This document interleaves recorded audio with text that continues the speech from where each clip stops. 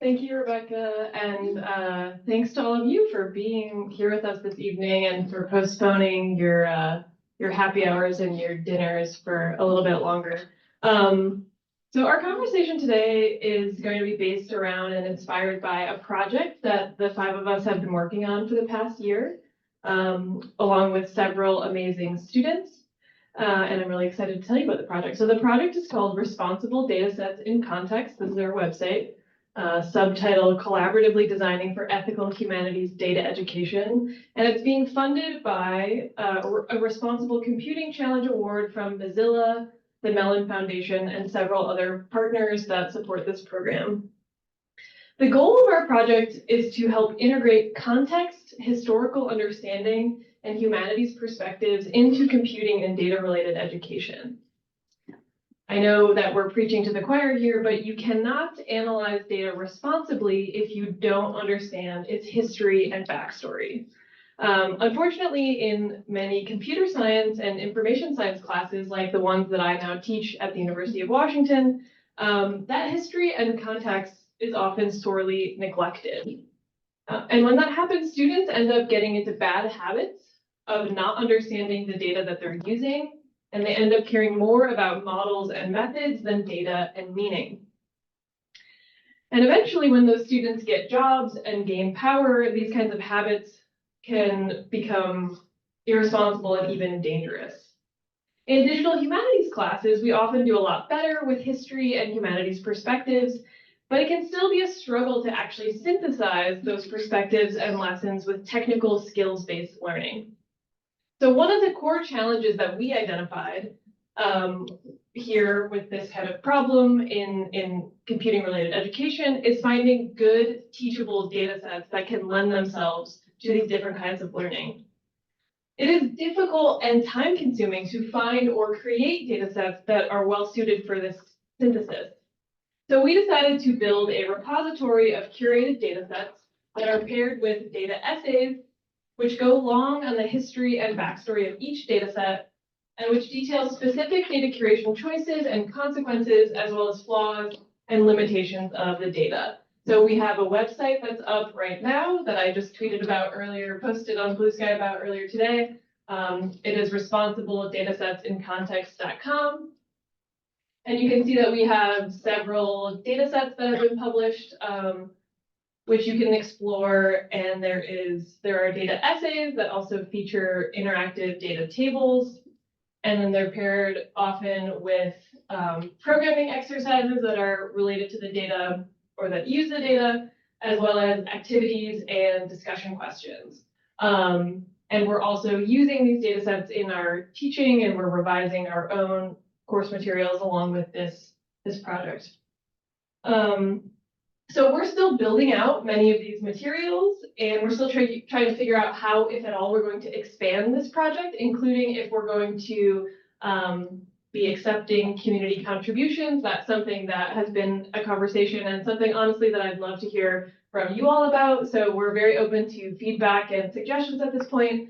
The platform is also enabled with Hypothesis, the annotation platform. So if you highlight text, you can leave comments and ask questions on the website right now.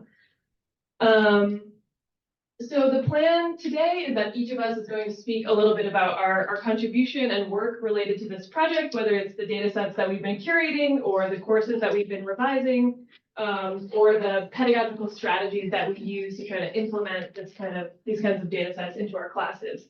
But before I turn it over to Sylvia, I just wanted to mention and sort of flag again for our conversation that we are building on lots of existing work that has been pointing to the urgency of documenting data sets. So in fields like machine learning, we've had totally foundational work by Singh Gebru and her collaborators, data sheets for data sets. We've had similar work by Margaret Mitchell and her collaborators, model cards for model reporting. In the humanities, we also have projects like the Post-45 Data Collective and the 19th Century Data Collective.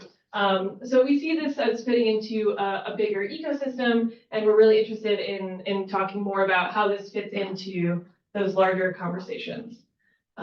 So without further ado, Sylvia.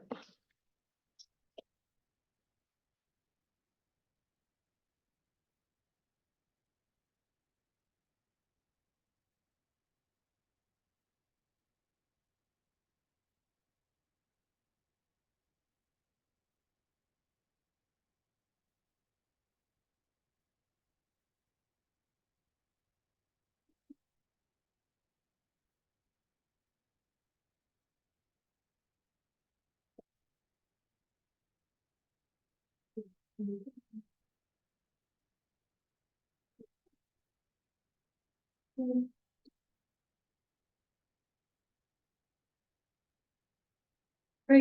Hello, everyone. I'm going to speak about one of the data sets, and with the grant that we received, one of the requirements was to revise a syllabus that was designed before, taught before, as well as having a research assistant, teaching assistant working with us.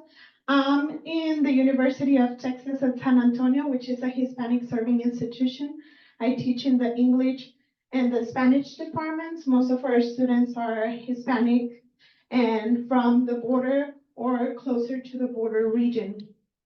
There's no digital humanities programs yet, so these courses are one of the first ones implementing this kind of teaching, and we're pushing it with local and cultural context that students feel identified or they're aware around their areas.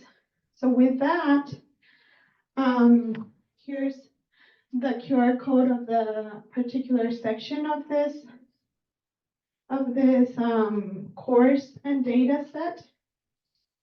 And I will go over 4 of the main points within this course, which is what I mentioned.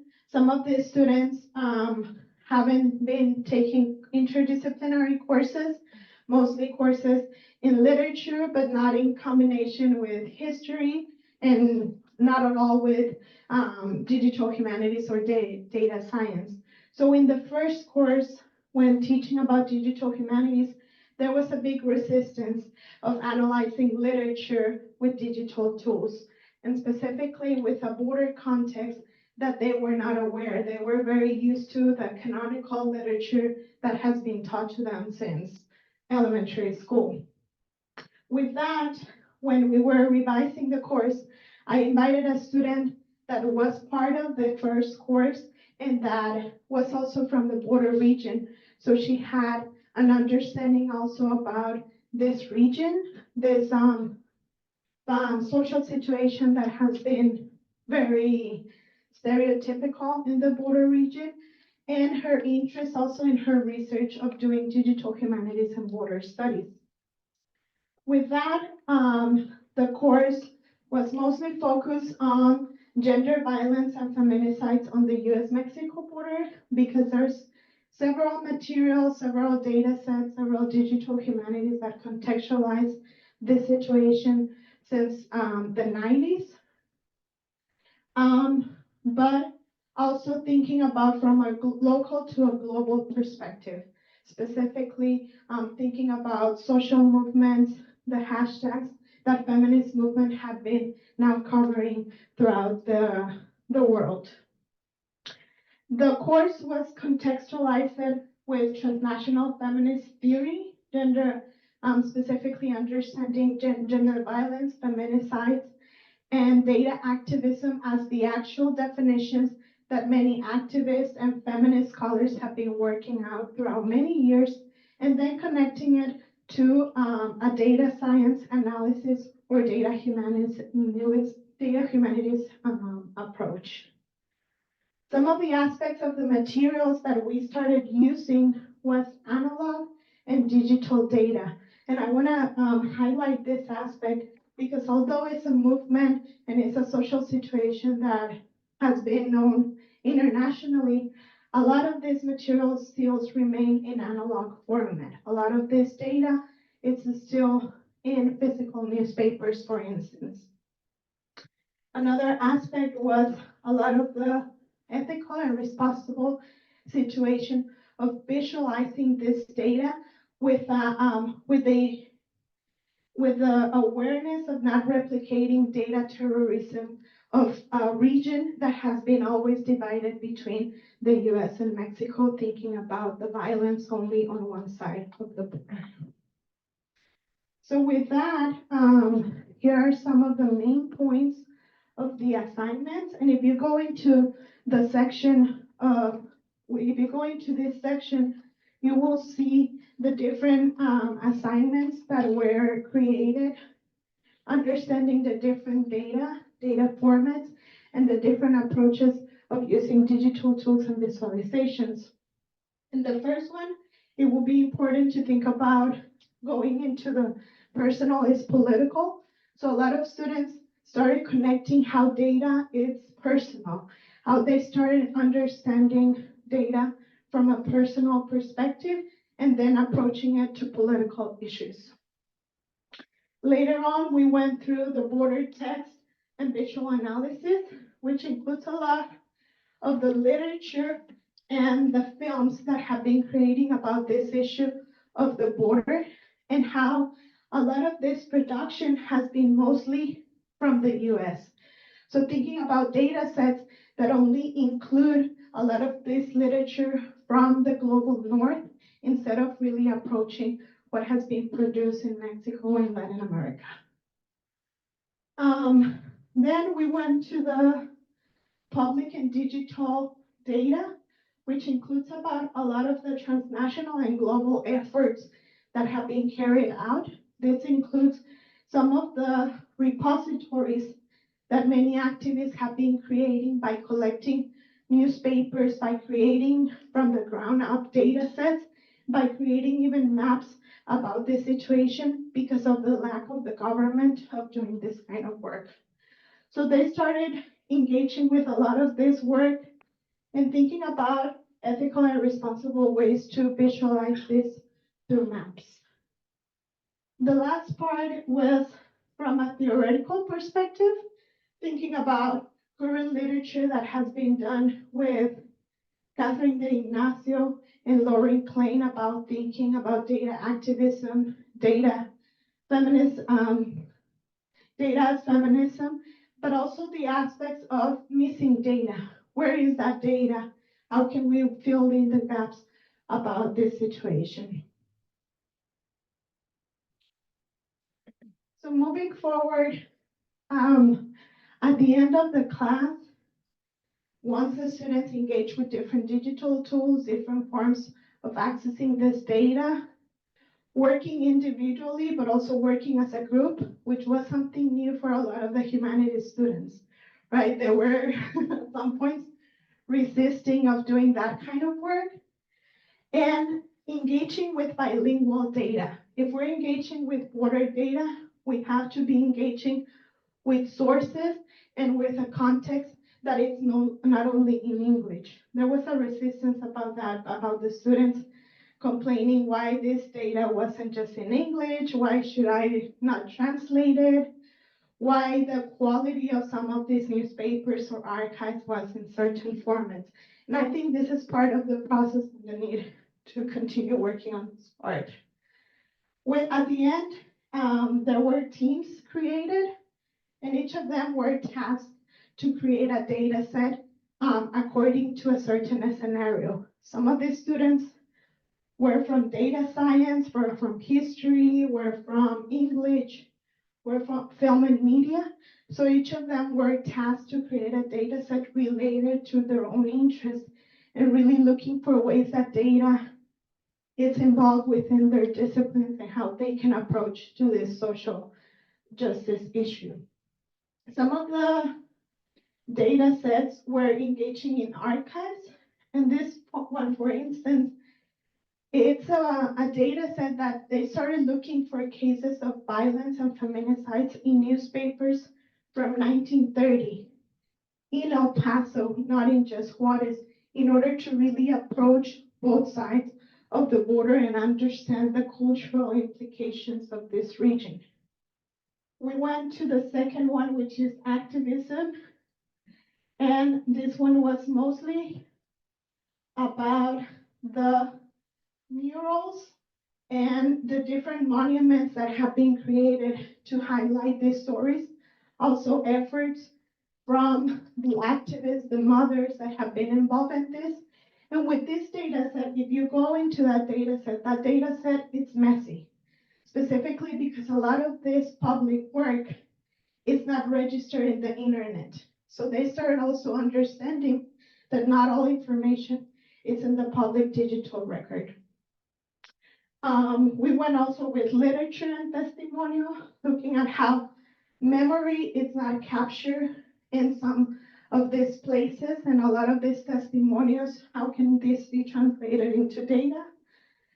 Films and documentaries, as well as books and articles, were something also approaching the global north and the global south. How a lot of the literature and the films produced in the global south, it's not registered in data sets, but also how a lot of this literature and films pre-digital age, it's also not available, how they will need to incorporate that kind of work. And lastly, I'm gonna go over the one that was created and the one that we included a data essay in this. This is a data set that was created in 1998. It was a book published by artists, by activists, and it was one of the first books to make an effort to start telling about this story. The activists and journalists there created a data set in analog format, and that book hasn't been circulated anymore. So the students were tasked to digitize and translate that data set and thinking about ways to ethically and responsibly translate that kind of work. Something that was added was a lot of the data, and if they could find information in the internet about each of these cases, they couldn't find a lot of those. So there's some activities included there to analyze this data, to learn how to create this data, and also to visualize this data with already some efforts that have been done. And lastly, these are some of the takeaways to think about this work. This is specifically how can we create intersectional feminist data. Specifically, we're thinking about what are women of color that includes also citizenship, for instance, within these cases. Another aspect is the processes of bilingual data with a lot of this material that it still remains in analog format, but also in other languages that is not English. The emotional labor was something that a lot of students talk about. How can we humanize this data? And how can we incorporate other activities? Some of the initiatives that students proposed at the end was to create an altar of the different cases that they studied throughout the class. Another aspect, just to finish with it, is some of the ethical and responsible concerns of incorporating a lot of this data to the digital cultural record. Why? Because a lot of the cases that are circulating in the internet are the most known cases, are the international cases that have made a process within the courts. What about the ones that haven't been discussed? Is it ethically and responsibly to include it in the record or to keep it in analog formats, for instance? And the last thing I think some of the good results have been that two of the students are working in a thesis and a dissertation about this, creating a data set with the newspapers and another one documenting data from the Iran's movement. And then another good accomplishment was two community organizations now want to incorporate, one of them, Ellas Tienen Nombre, has been mapping feminicides on the Mexican side. Now she wants to work with the students in this class to map the feminicides from the El Paso side. Casa Amiga has a collection of newspapers that haven't been digitized. Now she wants to go on that process and create a data set of that material. So those are some of the results, and I'm happy to discuss it further in the Q&A. Thank you.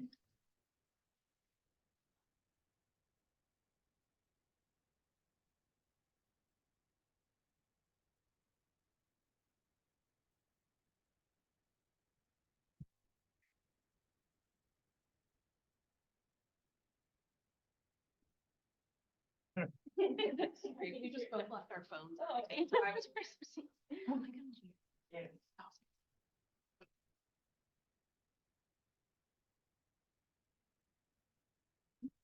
Thank you. How's this sound? Can you hear us? All right. Well, thank you for spending your 6 o'clock hour here. And thank you to my wonderful collaborators, and especially Anna and Mel for writing HERD on a very complicated grant. I really appreciate that, and I'm really honored to be part of this presentation tonight. I wanted to talk briefly about a particular data set that my students and I worked on together. It's interesting in terms of its content, I think, but I think it's also an example of how building a data set together can itself be a useful pedagogical exercise. I mean, I hope it's useful to use the data, but the process of building a data set in itself, I found to be, quite revelatory for some students.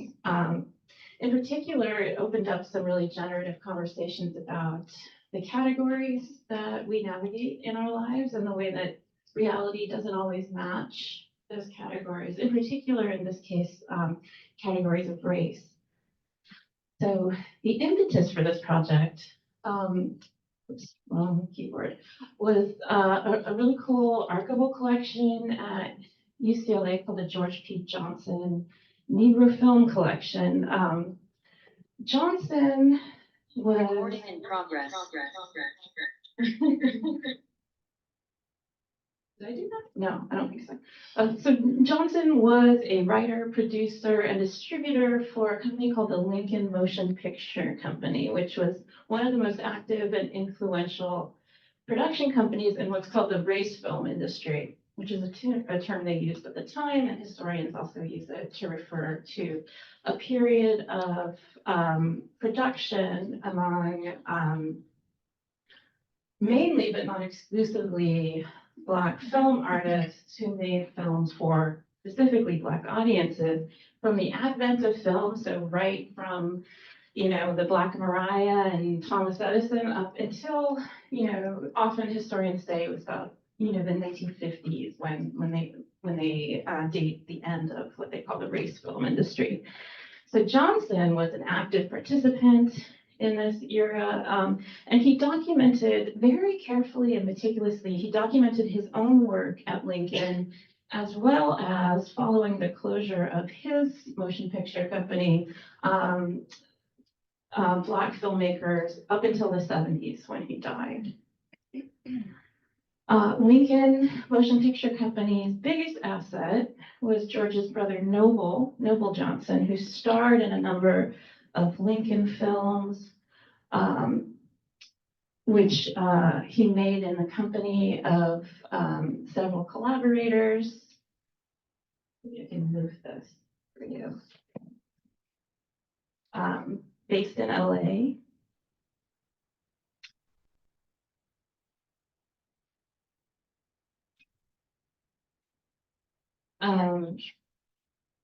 And these films screened around the country and even internationally. There was an active community of film enthusiasts and filmmakers at segregated movie theaters, as well as church halls and YMCAs.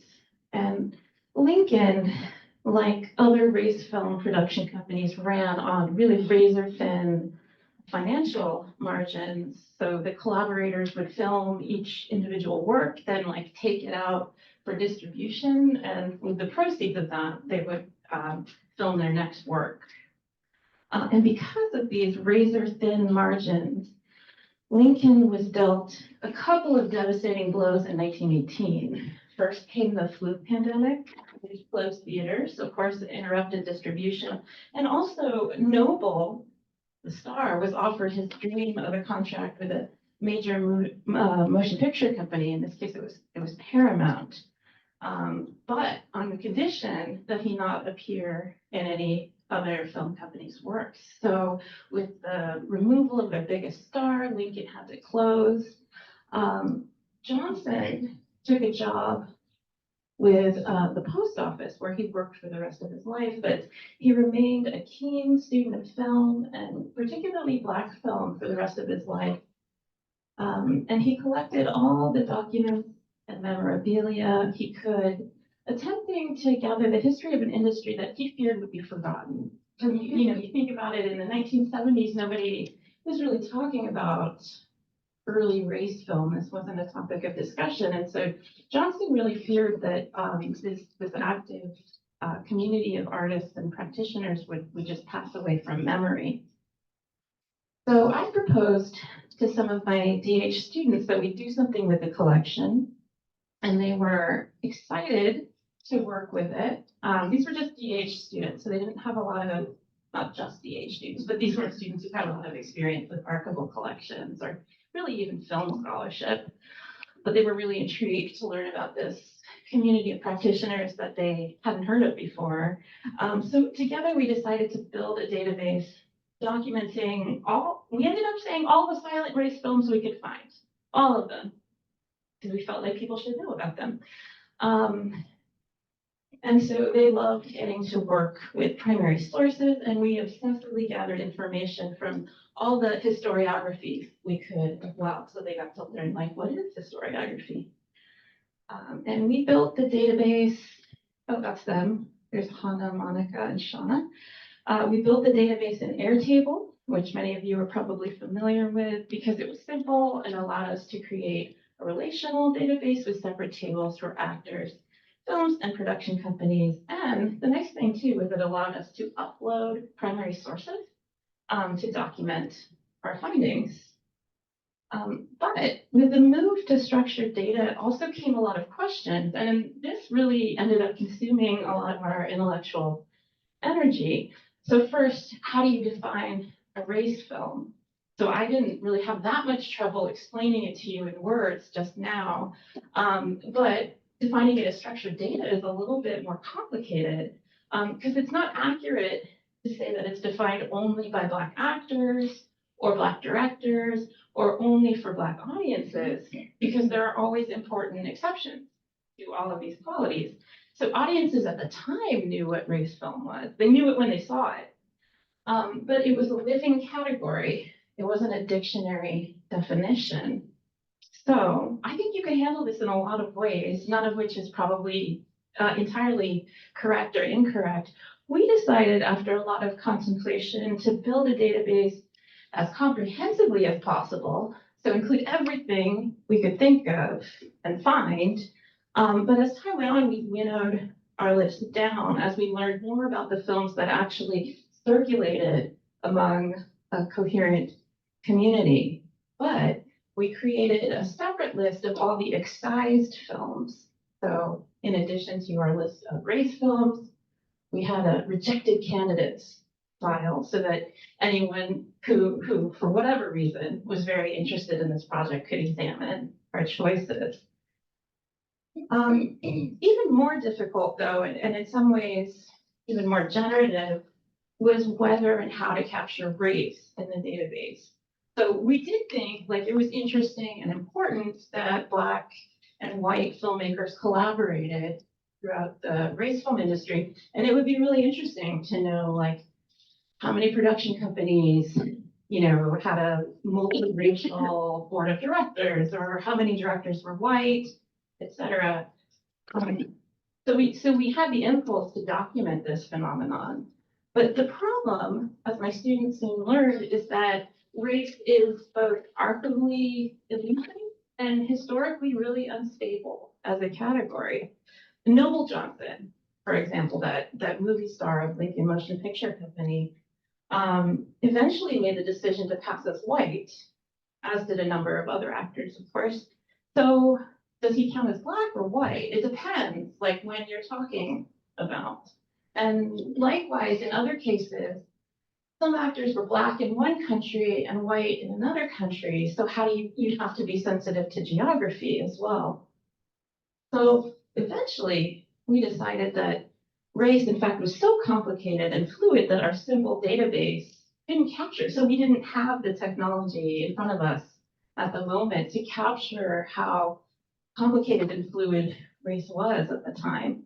So in a way, it's a shame that we're not able to make that information available. But in another way, I think have the opportunity to have that conversation and uncover with students how, technologically complex race is, to the extent that like our existing technology can't handle it, made the project all the more valuable as a teaching tool. I could go on about what the students went on to accomplish. They sort of took ownership of the Johnson collection and convinced the library to digitize it, which is, I think, a fantastic addition to the scholarship. They mounted a couple of different exhibitions, including at the California African American Museums. So I ended up being very proud of them, of the film scholarship that they took on. So I hope that they will remember the experience for a long time. And if you'd like to use the data, of course, we would be honored if you take a look at it. And I'd love for you to check out the George P. Johnson collection at UCLA as well. It's open to everyone. You don't have to be at UCLA. So thank you so much for giving me the opportunity to talk about this. Yeah.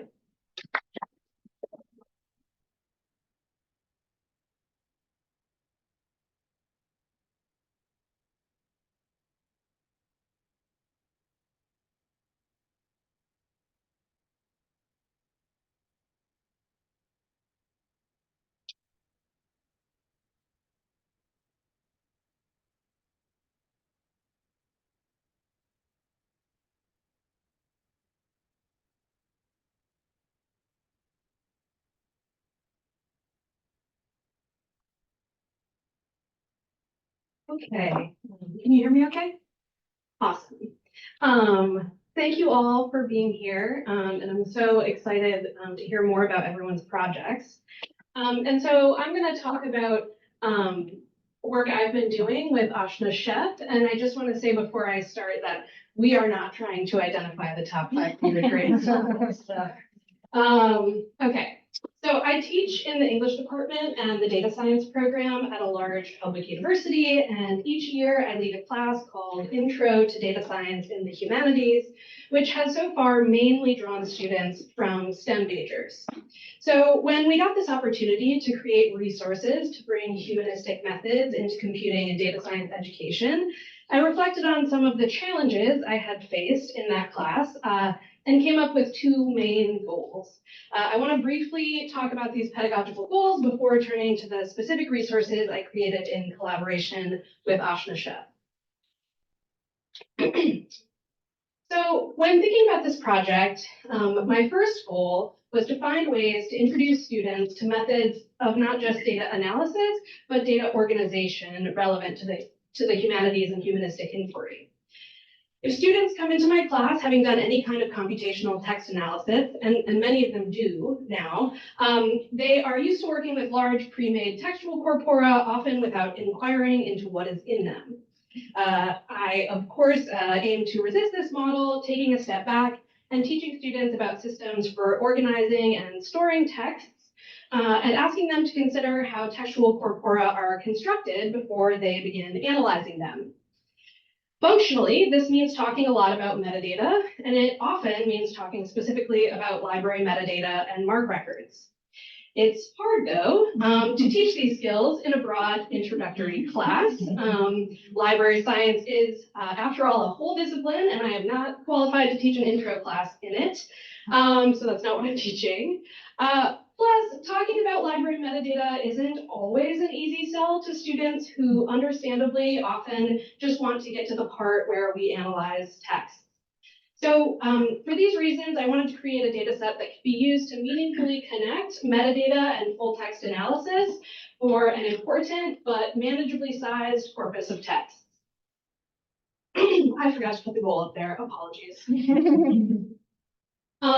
My second goal was broader and I think relates to the goals of this overall project. And it's something I try to think about whenever I'm doing skills-based instruction now. So in my data science courses, there's a strong focus on data bias, ethical concerns, and critical approaches to working with information at a larger scale. About 2 years ago, I was talking with a technical education specialist at the University of Washington, Naomi Alterman, who's wonderful, and she asked me how I was incorporating takeaways about bias and ethics into the technical lessons themselves. I had been following a model where in each class we would discuss a critical or theoretical piece, and then we would turn to a lesson about a technical skill. But if, for example, you're reading a chapter of data feminism and then discussing how to write a for loop, how do you bring those halves of the class together? How do you have some takeaway related to feminism that is involved in your lesson about the for loop, a kind of fundamental programming skill in Python? This is especially hard, I think, in courses that tend to draw broad audiences and include students who have a range of different levels of competence in relation to humanistic and computational methods. So with these challenges and goals in mind, I teamed up with Ashna Sheth, a graduate student in computer science who had just published a great piece on the NEH blog discussing computational work with metadata for periodicals in Library of Congress databases. And I would highly recommend Ashna's piece, it's great. Together, Ashna and I turned our attention to another massive database, WorldCat. So WorldCat, as I'm sure many of you are aware, is the world's largest collection of library records and is run by the nonprofit OCLC. WorldCat holds over 548 million bibliographic records, representing over 3.3 billion library holdings in 490 languages. A few years ago, OCLC released a list of the top 500 novels most widely held in libraries based on this data. The first section of the list was published online with great fanfare in 2019 as the Library 100, and it was featured on WorldCat's main search page, complete with a flashy infographic that made the claim At OCLC, we believe literary greatness can be measured by how many libraries have a copy on their shelves. Okay.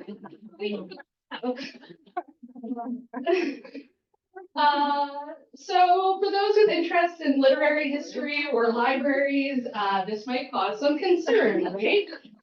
It certainly did for me because we know the history of literary production in English, and most of the texts on this list are in English. I'll get to that in a second. We know that the history of literary production in English has long been biased toward works by white, middle, and upper class men from Europe and North America. I personally don't think that these men have cornered the market on literary greatness, even if their works continue to be more prevalent in our library collections. It's hard, though, to tease out this real historical bias in literary production and reception from biases in library cataloging systems and in WorldCat's database itself. The presentation of the top 500 list, with its confident assertion that these are the top 500 novels of all time, obscures this complexity and much of the data work that went into the list's construction. Thus, Ashna and I set out to collect our own data from WorldCat and from other sources in order to understand how the list was constructed and to contextualize and question its claims about literary greatness. So we first dug into WorldCat. I'm just going to show you a snippet of the data. This is just a little bit of it. But we first dug into WorldCat, collecting information on number of editions, physical holdings, and ebook holdings for each title on the list. We then collected information on each title from other sources, including the Virtual International Authority file, which has information on authors, from Wikipedia, and from the social media platform Goodreads.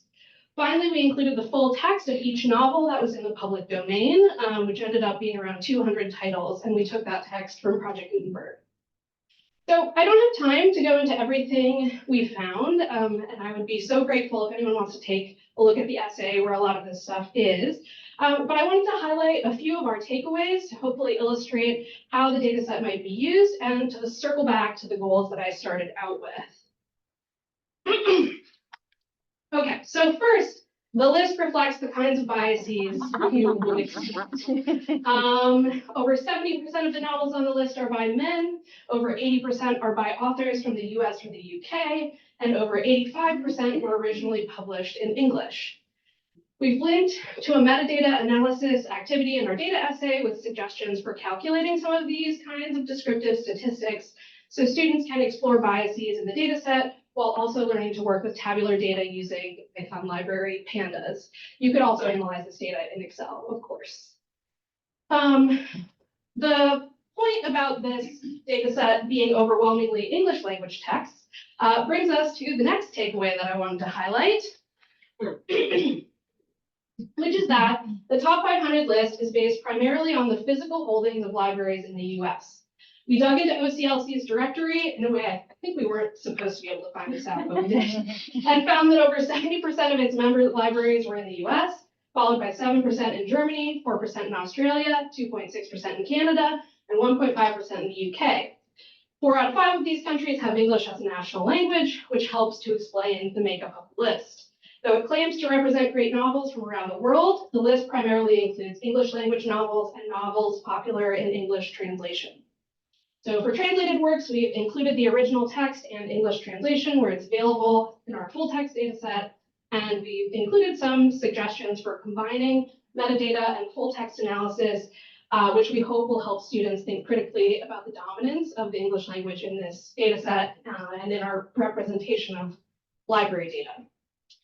Finally, the list places emphasis on the decisions of librarians who choose to keep library books on the shelves or not.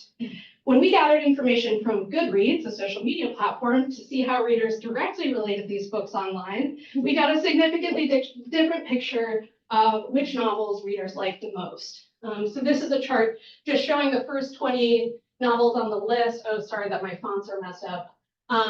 And then how much they went up or down when we compared it to Goodreads ratings. We've included code for ranking the list by different measures, which we hope will illustrate how different data sources can provide different pictures of which works are the quote unquote best. And our ability to bring together these different data sources in a single data set, we hope also illustrates the value of linked data and reinforces our point about the value of understanding metadata because it allows us to draw information from different sources about the same text. So, by way of conclusion, in pointing out bias in the top 500 list, we do not intend to criticize OCLC for producing it. The list provides a useful snapshot of some of the most widely held works in libraries and represents a tremendous data curation and analysis effort on the part of OCLC. We do, however, want to challenge the notion that literary greatness can be measured, especially based on any single data source. We also want to make a broader point that it's important to question data that's used to make universal claims, especially when it evidences such strong biases toward the single linguistic tradition, toward particular geographic regions, and toward individual figures. On the list, there are 19 novels by John Grisham, 15 by Charles Dickens, and 8 by John Steinbeck and C.S. Lewis, respectively. Thus, as it's framed, the list posits that 4 men wrote 10% of the greatest novels across all languages and cultures across all time. Data allowed people to make that claim, and we hope our essay provides an example of how data can be used to deconstruct these kinds of arguments as well. Thank you.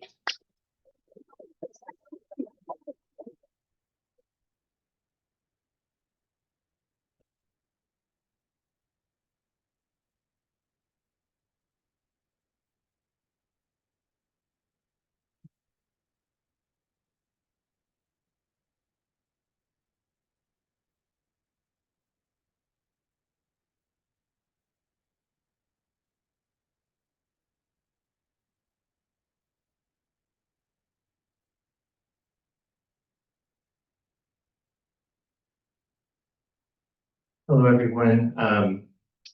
Thanks for sticking around, and I'm really feel very privileged to be on part of this grant and part of this group of wonderful scholars and wonderful projects. My contribution to this project is a collection of poetry published in magazines by African-American writers in the early 20th century. The collection currently contains about 1,000 poems. which are out of copyright in the US, with the bulk of the poetry published in 14 different magazines, including both Black-oriented and edited magazines like The Crisis, Opportunity, and Black Opals, as well as mainstream, predominantly white magazines like Survey Graphic, The Liberator, and Palms. The dataset includes information on authors' biographies, poetic form, topics and themes, the names of editors, including guest editors and co-editors, as well as republication information. And I was assisted in assembling the data set by Kate Hennessy, a Lehigh English graduate student. So I mean, that was one of the main things the grant allowed us to do, was to hire grad RAs who could help us do this and really kind of working together collaboratively. And I think one of the things that I really benefited from was having somebody to just kind of like bounce stuff off of, because my colleagues really don't have the time in my department. And so that was like an amazing thing, just to have a person to talk to about it. And so Kate was an amazing asset to this. So you can access our project. This is the link that Melanie had shared earlier. The material on this, the poems that are in this collection and this data set, are also present in a digital anthology project that I've been working on for a couple of years, which is just called African American Poetry, a Digital Anthology, which includes single author published books and anthologies, as well as periodical poetry. And so that link is also over there as well. And you can see that splash page for that project. So magazines were a crucial part of the landscape of literary publishing in the US during the early 20th century. Magazines with often very large national readerships helped writers find their audience, and opportunities to work as editors helped position established writers in positions of power and authority in the American publishing industry. So as I was thinking about this project, I was really interested in collecting materials from both predominantly Black and predominantly white magazines to enable researchers to understand the changing shape of African American poetry in and out of the American mainstream. It's a period of time in which the strong segregation in the publishing industry was beginning to break down. Black writers were beginning to publish in mainstream magazines. White writers were getting interested in predominantly Black magazines. There was a kind of dialogue that was beginning to emerge, and I wanted to sort of study that. And actually enables other scholars as well to study that. So not just really my own kind of take on this, but to kind of open this data to everyone. In their poetry, African American writers argued for civil rights, challenged the unjust practices and racialized violence that were prevalent in American life, and worked out new and distinctive aesthetic concepts. At the beginning of the 20th century, African American poetry was not so much a literary movement as it was a part of popular culture, with hugely popular, influential figures like Paul Laurence Dunbar, and an important element of African American vernacular writing and performance linked to the oral tradition. However, by the 1920s, changes in the style and function of the poetry were beginning to be evident, and these changes can be readily traced in the poetry published in periodicals. I don't really have time to do a lit review, but this is the part in the journal article where I would go on for about 5 pages about both modernist periodical studies and Black digital humanities, both of which are big influences on this project and kind of the inspiration, kind of in terms of scholarly dialogue with why one would do this project. I'm particularly interested, I'm not going to go deep into this, but I want to make an intervention in modernist periodical studies, which has been very kind of influential. It's really kind of emerged. If there's anybody in the room that goes to the MSA in this room, that's been, there's at least one of my colleagues does, but that's no place where a lot of this has been talked about, but they haven't really gone into African American magazines in any great depth. And I think that's one place where I guess I would want to make an intervention. I should also say that the work I'm doing here is part of a kind of continuing problem that I see, and that would be maybe more relevant to this space and to the DH community, of the archive gap, where minoritized writers often continue to be understudied and undercurated in major digital collections, with knock-on effects for quantitative analysis based on textual corpora. So really a lot of the digital work that I've been doing, DH work I've been doing since 2015, when I kind of began to do more kind of formal DH work, has been a focus on addressing that problem in one way or another. Where did the data come from? The text that form the basis of the data in this data set come from a variety of sources, including publicly available resources like HathiTrust and archive.org. We also relied on digitized versions of Saturday Evening Quill at the University of Delaware's library. A colleague at North Carolina State was helpful enough to send us a digitized version of the 1926 issue of Palms that was in their collection, but not anywhere else. We've been able to use that and digitize that. It was not, there's little things like that. There are a few other examples of things where we had to kind of dig and delve to find materials. Our own work entailed reading the issues, locating poetry published in them, and creating text versions. We also made an effort to describe the poetic form, marked out thematic tags, progress and racial uplift as an example, motherhood as an example. There are many others. And then assemble that essentially in a spreadsheet form. And then that became the kind of starting point for the material that is on the Responsible Datasets website that we saw a link to earlier. It's also probably the starting point for most of the other additional work people might do with this.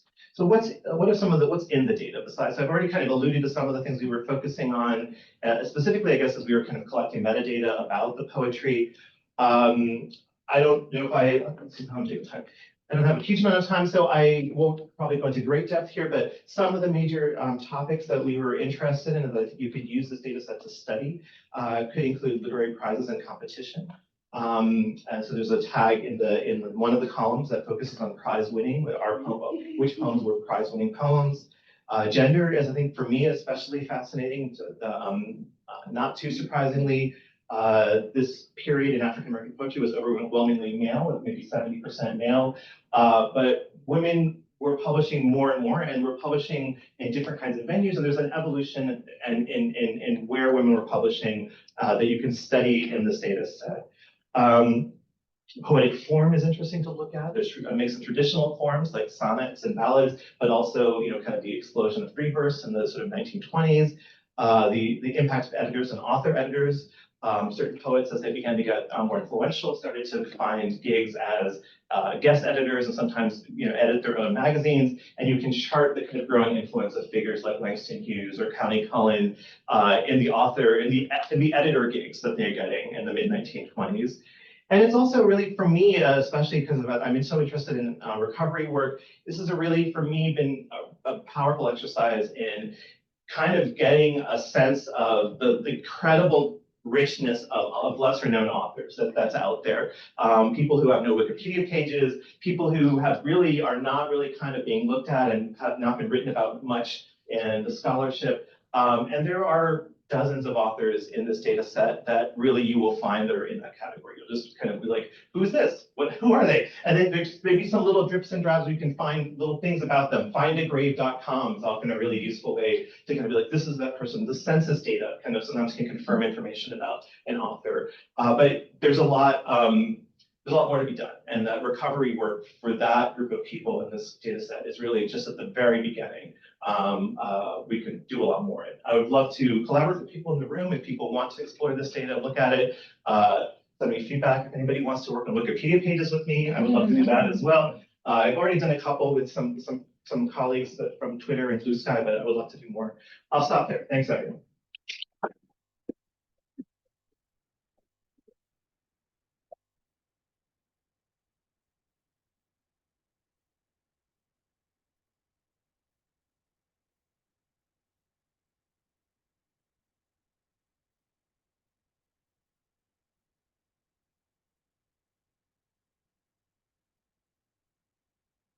We're almost to dinner time. We're getting there.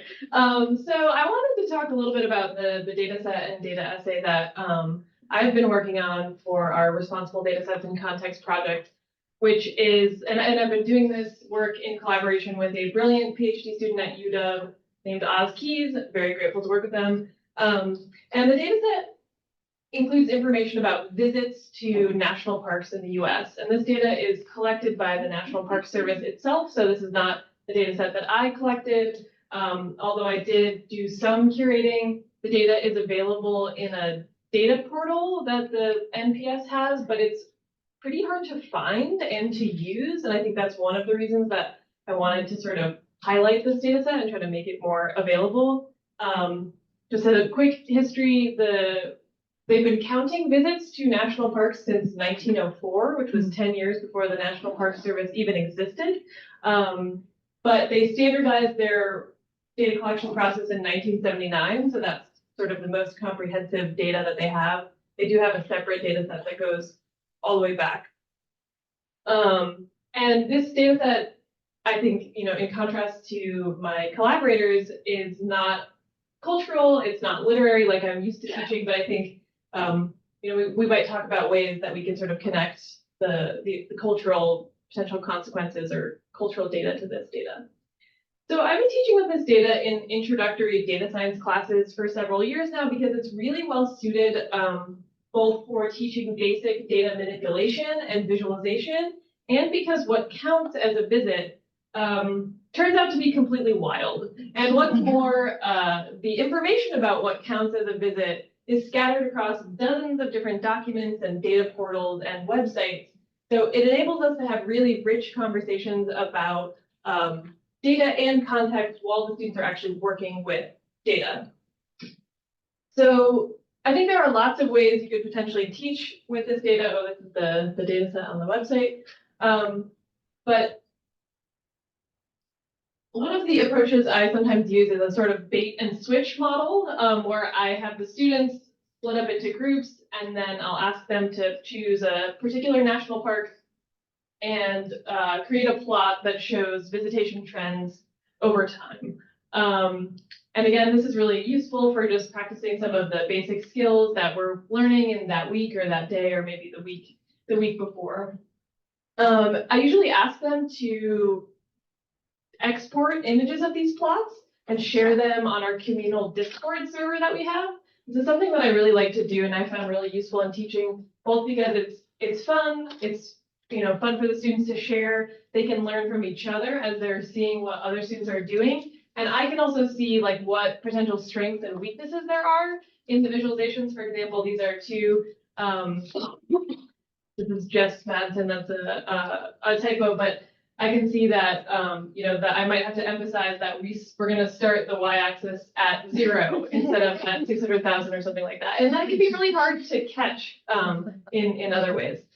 It's also a really useful way to just share and to have something common to talk about or to, constructively critique. So often after we do this, we'll start to hypothesize about why we're seeing different trends, why we're seeing different spikes in different moments.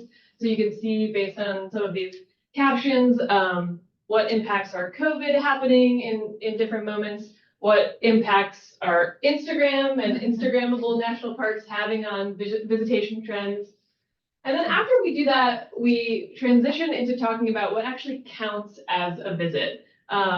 And Anna was sort of mentioning teaching data feminism, and I have my students read the What Gets Counted Counts chapter of data feminism, either like for that day or a previous week.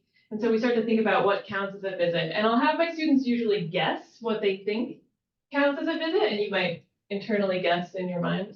I was going to ask people to shout out, but I didn't want to put pressure on you. But students usually guess maybe like ticket sales.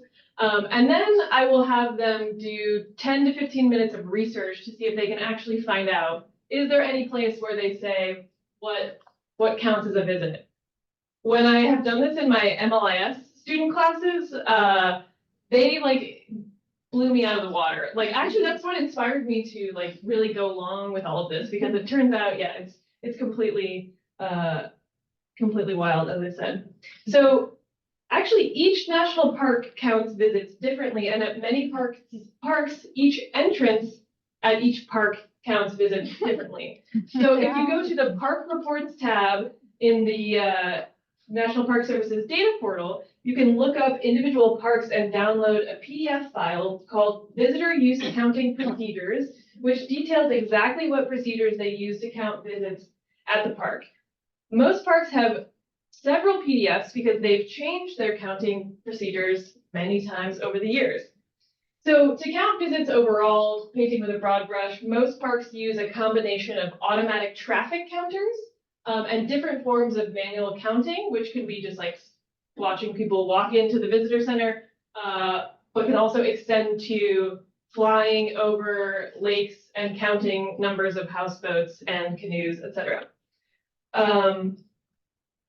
But what is most interesting and surprising to me when I started to dig into these files is that they also then take those raw counts and apply different mathematical formulas, which are supposed to help produce the most accurate estimate for recreation visits, which is a whole another thing that I won't get into right now, at any given location. So for instance, in the summer months, which is May through November they determine May through November at Voyageurs National Park in northern Minnesota, and considering May through November to be the summer months in northern Minnesota, that's wild in its own right. But they estimate visits by taking the number of visits to visitor centers and then adding the estimated number of fishermen, houseboaters, and backcountry overnight stays. So to take just one of these categories as an example, they estimate the number of fishermen by taking the sum of the visitor center counts and applying the regression equation in table 1. And this is table 1.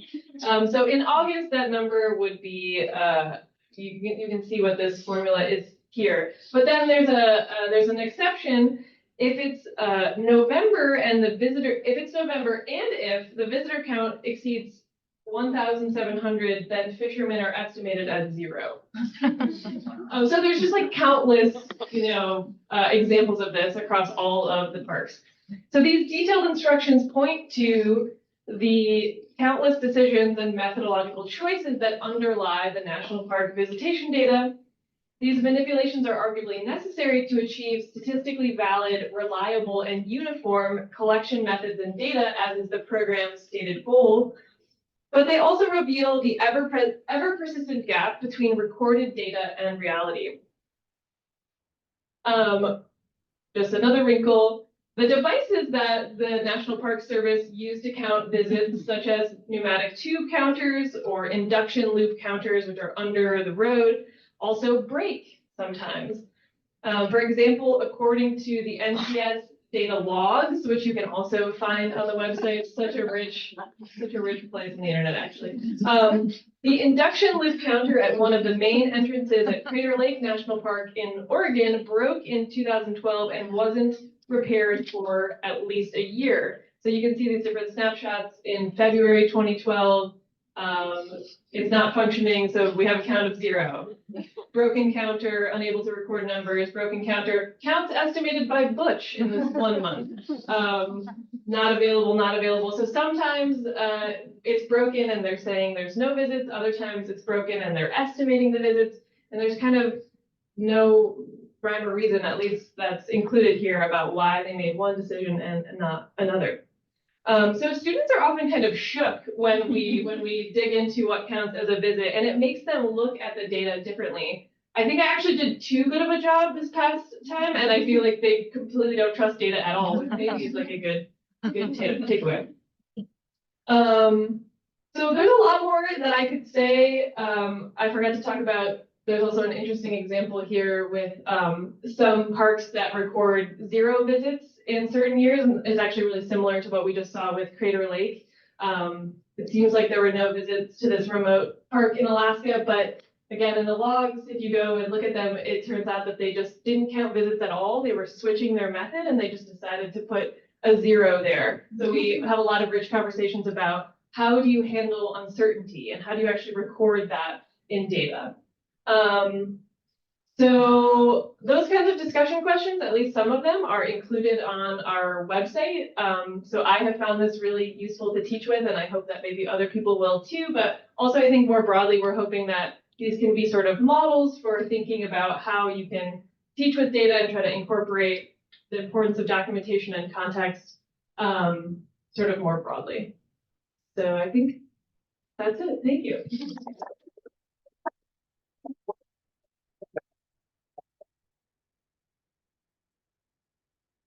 Thanks, everyone. We